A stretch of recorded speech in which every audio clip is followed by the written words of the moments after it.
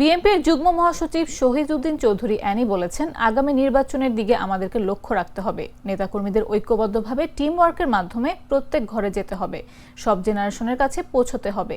বিশেষ করে আমাদের মা বোন যারা বিগত আন্দোলন সংগ্রামে ত্যাগ স্বীকার করেছে, এটা তারেক রহমানের সিদ্ধান্ত। শনিবার দুপুরে লক্ষ্মীপুরের রামগঞ্জ উপজেলা ও পৌরসভা বিএনপির দ্বিবার্ষিক সম্মেলনে উদ্বোধনী বক্তব্যে তিনি এসব কথা বলেন। রামগঞ্জ সরকারি কলেজ মাঠে এ আয়োজন করা হয়।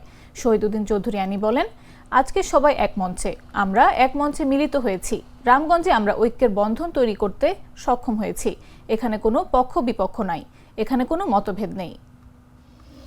আমরা এক মঞ্চে মিলিত হয়েছি, রামগঞ্জে আজকে একটা ঐক্যের বন্ধন আমরা তৈরি করতে সক্ষম হয়েছি।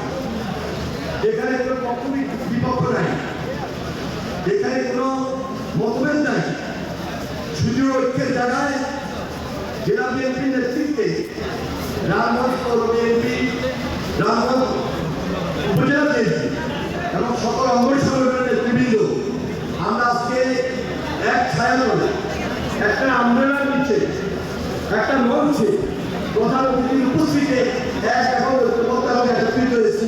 সবাইকে সরকারের মধ্য দিয়ে আমরা অভিনন্দন জানাই যারা আজকে ছাত্র এবং সমাজকে অত্যন্ত দায়িত্ব করতে দিয়েছেন।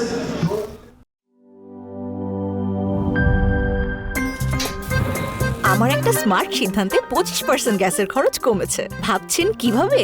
সাধারণ গ্যাস স্টোভ বদলে আমি এনেছি আরএফএল গ্যাস স্টোভ। এর সাইন্টিফিক নজল ও ব্রাস বার্নার ক্যাপ সমানভাবে তাপ ছড়িয়ে রান্না করে দ্রুত। তাই গ্যাসও বাঁচায় 25%, টাকাও বাঁচে 25%। আরএফএল গ্যাস স্টোভ নিরাপদ ও গ্যাস সাশ্রয়ী।